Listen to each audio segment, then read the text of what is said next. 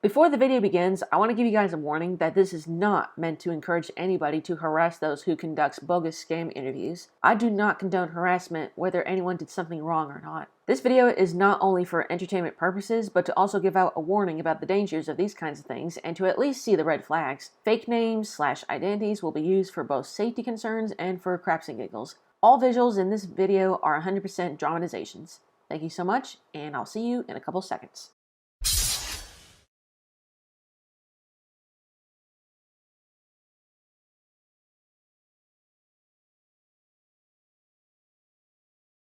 Hello everybody, this is JoAnn here, and welcome to this video. Can we all agree that searching for a job is a big pain in the behind? And want to know something that's just as frustrating as looking for a job?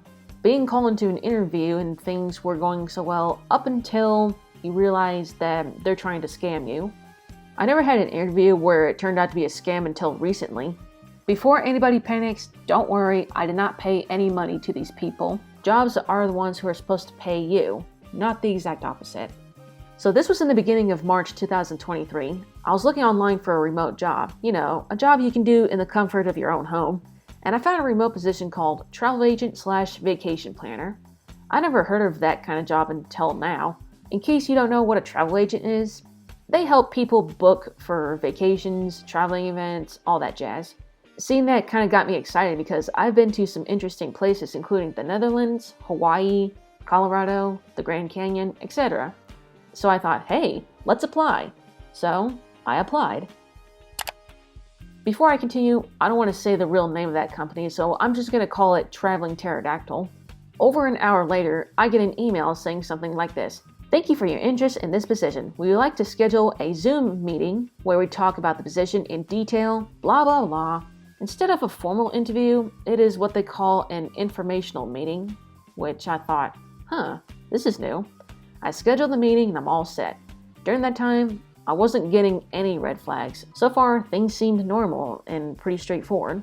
Fasting forward to the day of the interview, sometime before the start of it, I get a text from someone who's part of Traveling Pterodactyl. For this story, I'll call her Kathy. Kathy reminded me of the meeting and asked me if I'm having any trouble with installing Zoom or anything like that. I told her, no worries, it's all good, and Kathy's all like, oh, that's great. I was dressed professionally, I had my notebook and pen with me to take notes. There were no background distractions on my end. I was all ready to go. I jumped into the meeting and my first thought process was that I wasn't alone. There were a bunch of other candidates like me in the Zoom meeting. I don't remember the exact number, but there were a lot of people. I was all like, okay, no one told me that this would be a group interview, but I'll go with it. At least I won't feel alone, so this should be good. I was giving it the benefit of the doubt. Then the person in charge of the meeting shows up. For this story, I'll call her Belle. Belle comes in, introduces herself, welcomes us to the meeting, and she asked me to type our name in the chat and the name of the agent that contacted us. So everything was okay at first. Belle shows the official website for Traveling Pterodactyl, and this meeting even shows a slideshow of interesting information about the position. We were even shown a video about people talking about their experience with being a remote travel agent and how it changed their life and how they were happy with it, etc. Belle even mentioned that she has been a remote travel agent for 4 years and how it changed her life as well, because her husband, and her kids went homeless at one point due to her husband not being given any hours at his work. I remember thinking, whoa, that is quite the experience. I'm happy things are much better for you and your family. But at the same time, I was getting a mini red flag because the term changed my life being used a couple of times. And why? Because this phrase seems to be over-exaggerated these days. What do you think? And let me tell you one thing. There was so much information that was talked about with this position. A lot more than I thought it would be. They also provide more than necessary training, which I'll get into in a bit. But golly, all this information being discussed in this meeting is enough to make your head spin. I feel like you have to have the massive IQ of Optimus Prime to progress all this properly. Someone please have mercy on my poor brain. Because there was so much information, I can't discuss literally everything. I'm going to bring up what I feel is important to this story. So travel agents, aka vacation planners, book trips for people. However, when you do that, you are using the information of a client, not your information. Belle talked about how you can get paid, which are commissions, and even mentioned how you can get paid at least hundreds of dollars a month. Then she would go on to say something like this. You, as a travel agent, can book travel for not only new clients and associates, but also for your family and friends. Friends and family too? Is it just me, or is it a little bit weird to do that? Also, I get paid by just commissions, not an hourly wage? What's going on here? Continuing on, remember when I mentioned how there's also more than necessary training? Well, there's one-on-one coaching, live small group coaching, travel marketing training, travel booking training, earning a card, more additional training on a website, etc. I don't remember what other kind of training they have provided, but trust me when I say this, it was access. I also don't remember if all of that crap was optional or not, but still. At that point, the interview started to feel a lot more pressuring, and my interest in this position was slowly starting to drain. There was no warning about all this access training in the application I did, so yeah. Oh, you had to be certified and then be approved by a mentor before you can officially begin. I was curious about it and had a question on where I can go to get certified because it was never discussed in the meeting. Although, problem. Belle had all of us forcefully muted to where we can't unmute our microphones and speak directly to her. So the only option is to type directly to her in the chat box, which it's kind of fishy, don't you think? So during the short Q&A moment, I asked Belle in the chat about where I can go to get certified, and she remained silent on that question. Keep in mind, she answered all the other questions that were asked except mine. After a little bit, I asked her again, no response. I asked her yet again. No response. She still remained silent and then moved on like nothing ever happened. That was weird. Because, well, interviewers are supposed to answer all your questions, right? I almost forgot to mention that their second website that involved mentors and training didn't look too professionally put together. The main website, Traveling Pterodactyl, looked really nice and professional, but then their second website looked like it was put together for a project in a beginning course for web design. And now in comes the most biggest red flag ever, in my opinion at least.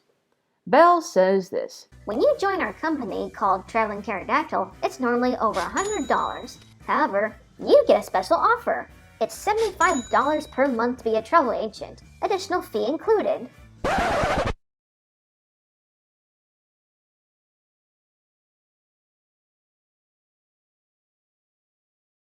Jiminy crickets. I already knew there's something wrong, but this takes the cake. All this time it was an MLM scam, and MLMs are something I never want to be part of. Of course, Belle tried to justify something like that, saying something like, well, when you start your own business, you'd be sacrificing your own money into it. When you're a travel agent, you don't have to worry so much about living paycheck to paycheck. You can even be paid more than your own former boss. No, I'm looking for a job that pays me an hour, not to start my own business. Starting a business is not what I applied for.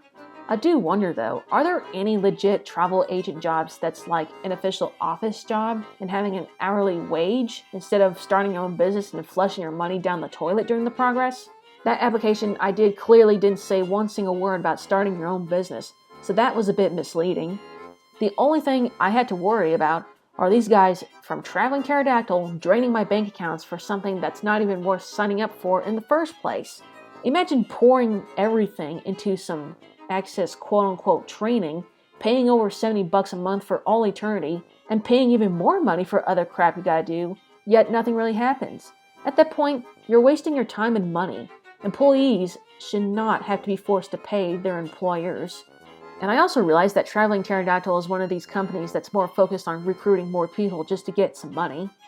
Long story short, I couldn't take any more from this lady and her shenanigans, especially with how she treated me when I tried to ask a question. So in the middle of the meeting, I left and pretty much went on with my day. Although I should have left earlier. The meeting was too long and it went on for an hour and 20 minutes. At least 15 minutes later, I get a text message from Kathy, the person who reminded me of the time my interview starts. Hello, JoAnn. Thank you so much for joining the meeting today. What was your favorite part? I stared at this message for 10 seconds and tried to be nice. Hello again. My favorite part would be when Belle made all the information sound clear. Good to hear. Belle really knows how to be clear. Ready to get started on becoming a travel agent? I need some time to process all this information first. All right, no problem. Take your time. Shortly after that, I blocked her number, and thankfully, everything fell silent. I talked to my dad and my dad's friend about my story while I was at a restaurant with them one night, and my dad's friend told me that when he was 13 years old, he did a door-to-door sales job for a week, and when he went to the office with his dad to get paid, the office was gone. This shady company he worked for a week took the money and ran. Hearing that story made me realize that as mind-numbing as that online interview was, it could have been so much worse. Sometime after that, I did more research on traveling pterodactyl, and I saw some comments from people talking about some of their experiences. One person said that as soon as the monthly fee topic was brought up, he saw a lot of people leave the online meeting. Another person said that the interviewer was refusing to name the company, and he had to ask 3 times to finally get an answer. Another person said that when they turned down the offer, their recruiter got more aggressive on trying to get that person to join them. This same person also said that these recruiters do these Zoom meetings every day. Long story short, I found some more shady stuff about this company, especially stuff involving the CEO. And I'm even more glad I'm smart enough to say no to them, especially these monthly payments they want you to do to work as a travel agent. So, what have we learned here? If a job sounds too good to be true, then there's a high risk of it being false. If you're asked to pay to work, please don't do it. Run. Jobs pay you, not the opposite. Oh, and please don't waste your time on staying in a meeting much longer if you're starting to get red flags, because I made that mistake and I feel dumb now. But lesson learned. So be on the lookout for red flags such as these. Interviewers not answering your questions, position being overhyped. Saying something like, "This job has changed my life forever. It's gonna change the world." Folks, you're in reality, not a Disney movie. Please, wake up. Interviewer not letting you talk, being put in group interviews without warning, too much pressure, bait and switch, and of course when they ask you to pay to work. If there's other red flags you are curious about when it comes to stuff like this, feel free to look them up. So that's all I had to say about this story. If you're one of these people who's looking for a job, please be careful out there because there are positions that are complete bogus. Thank you all so much for watching, and I'll see you all later.